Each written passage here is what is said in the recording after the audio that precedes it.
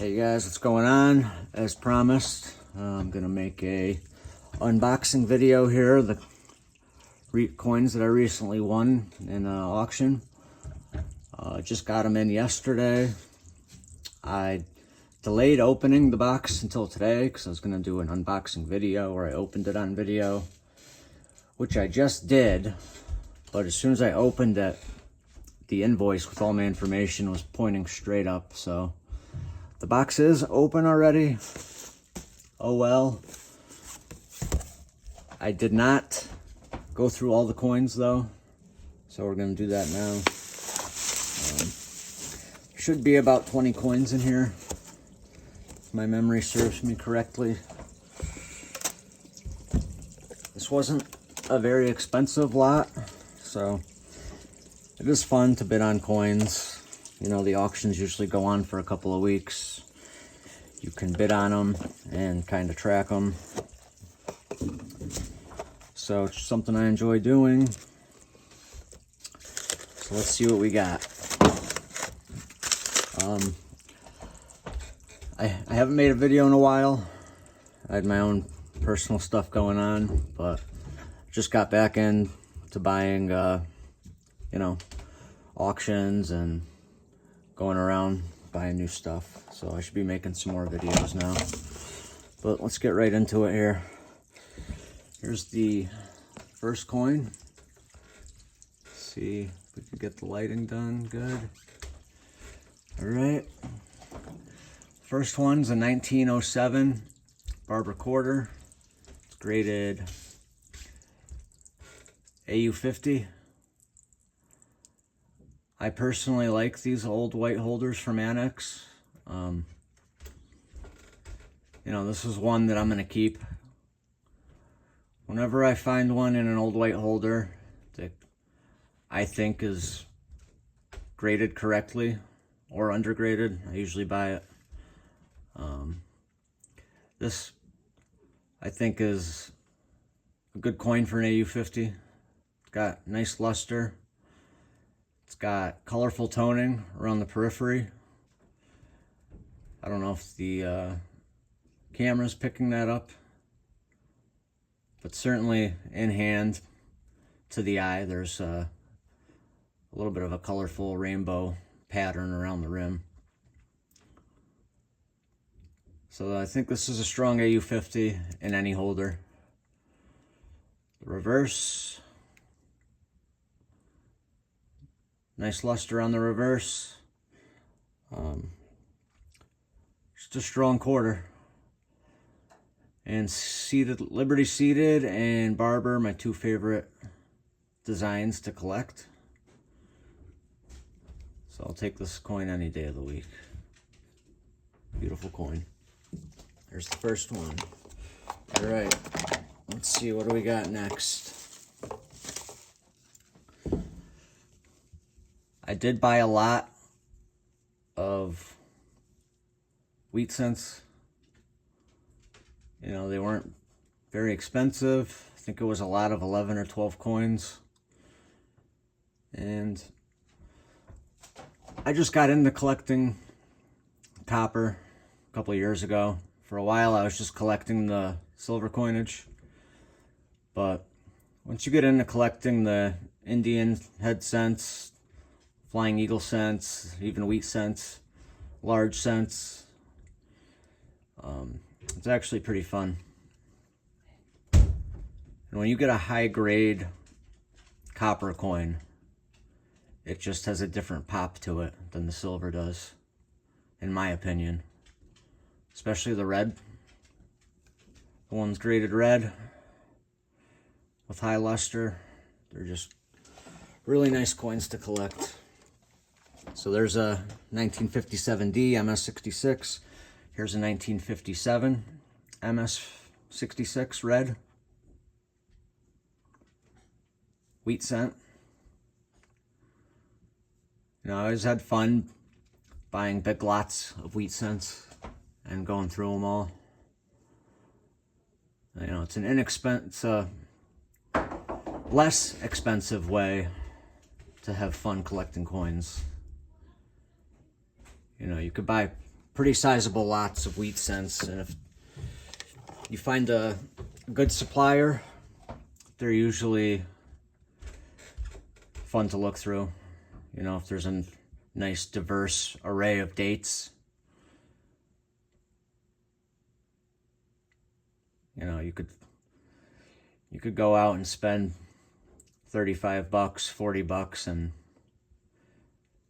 get a decent sized bag of wheat cents that takes you quite a while to search through. Here's a here's a 1957 again, MS66 red. And then you could also look for mint errors and stuff like that. So it's fun to get into. I think so anyway. Here's a 1955 S. This is an MS67 red. Now, one of the reasons why bidding on this particular lot of wheat cents was attractive to me was there was a number of MS67 reds in the lot. And there was also a number of early 30s wheat cents, one or two, I think at least, that were in the lot. So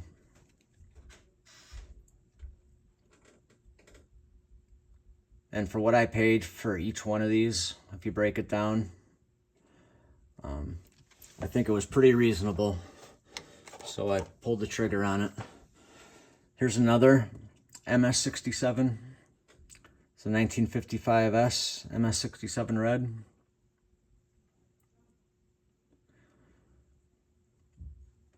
And if you collect rare US coinage, I mean, it's doubtful that you'll even have a holder with an MS67 on it. You start to get into seeded, cat bust, or even barber, and I mean, there's some dates where MS67's the highest grade, or there isn't even one graded MS67. So, you know, to get a very high grade coin like this, I know it's just a wheat cent, right? It's not like this is a Flying Eagle cent or anything, but it's still cool to see one in this condition. Now let's compare the two. These are both 55S's, MS67 red. So, you think one's better than the other? I kind of think the one on the right, the obverses are just about the same, but, or the reverses, I mean. I kind of like the one on the right for the obverse better though. Those are MS67 red wheat cents, 1955S. Here's a 1953 MS66 red. So if we compare this 53 to this 55S, do you see where the graders gave the one on the right a higher grade?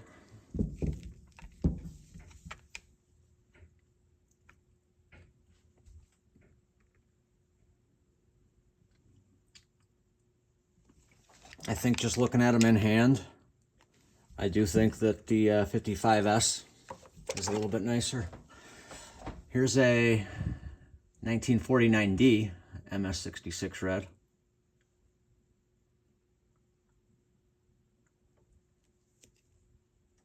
Just another really nice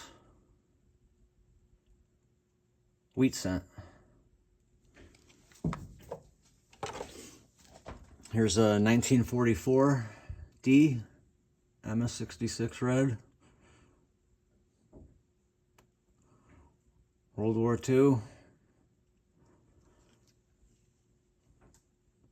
And it's all about the connection with American history. That's why we like collecting these things. Me anyway, but I know I can speak for a lot of people when I say that. Here's a 1938D MS66 red. This isn't a PCGS holder. Another really strong wheat scent. So let's see. PCGS MS66 and NGC MS66. What do you think? Let's compare the PCGS MS66 with the NGC MS67 red. I do like that 67 better. That's a very nice coin. I think we're getting towards the end of the wheat scents here. Here's a 1935 MS66 red. PCGS holder. Very nice, lustrous wheat scent. Certainly deserves the red. Very nice coin. And for the last wheat scent, 1935 MS66 red.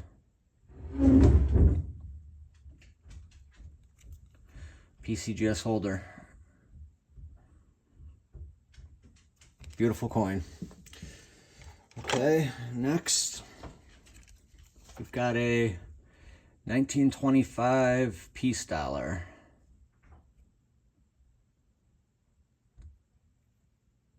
MS64.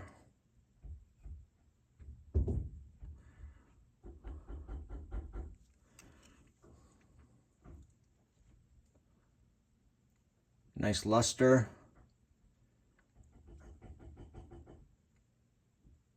Really attractive coin.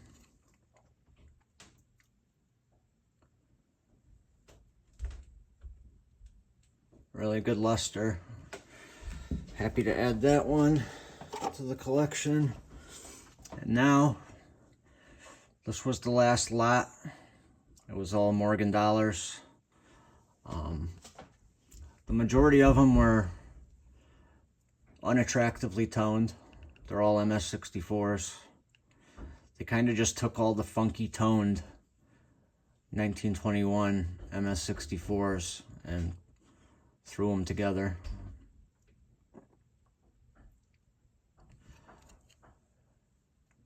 And I scooped these up just because I thought the price was right. I think I could probably move these and make maybe $5 to $10 a piece on them.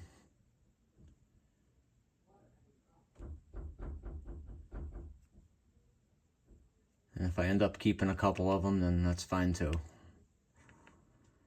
This one has really ugly, spotty toning on it. The reverse isn't too bad. It's got strong luster. You know, 1921 is, I think without question, the least desirable year for the Morgan silver dollar collector.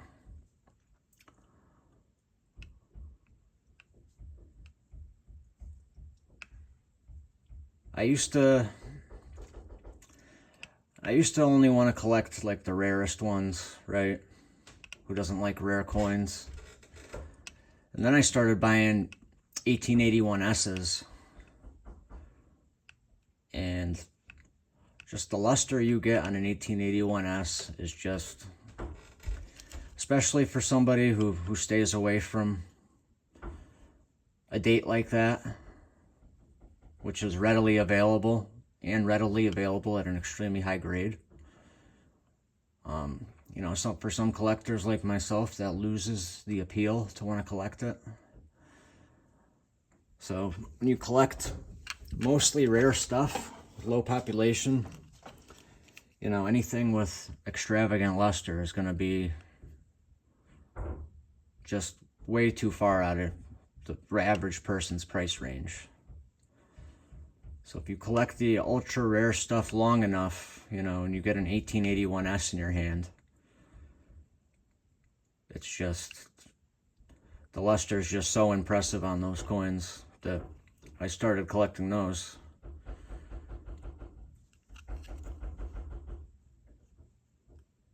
Because rare is cool. I do like rare. I love the,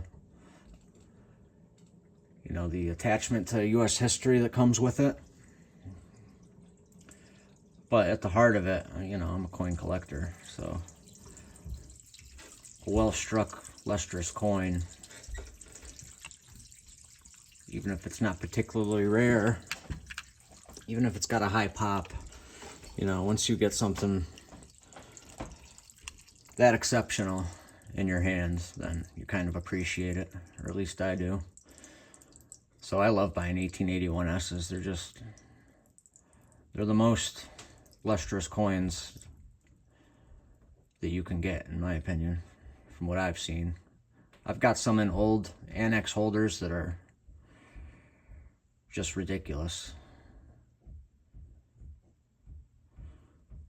But here's another 1921 Morgan. This one's actually pretty nice. It's not that ugly. It's got nice luster. The reverse is really nice.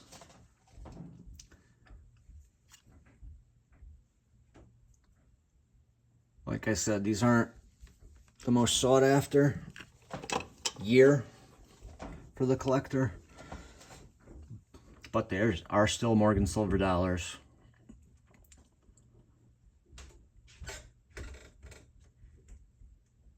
They are silver, and these ones are well struck.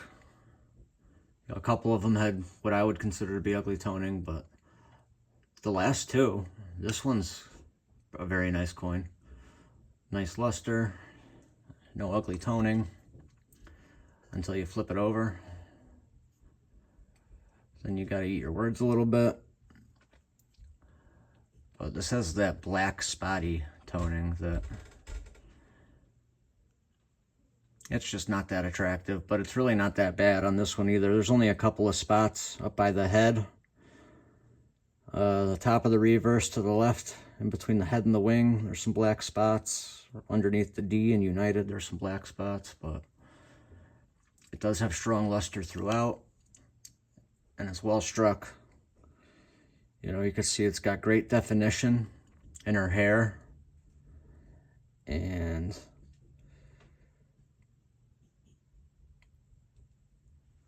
below her ear, the hair in there is pretty well struck, well defined. So I'll take it. And last but not least, we have another 1921 Morgan. This one, again, great luster, but less than attractive spotty toning on the obverse, most of which is the top of the obverse. The cheek is actually very nice. Very few marks on the cheek and great luster. The field underneath the cheek, great luster. Not very many hits. The reverse, again, nice cartwheel luster. It's well struck. You know, it's a nice Morgan silver dollar.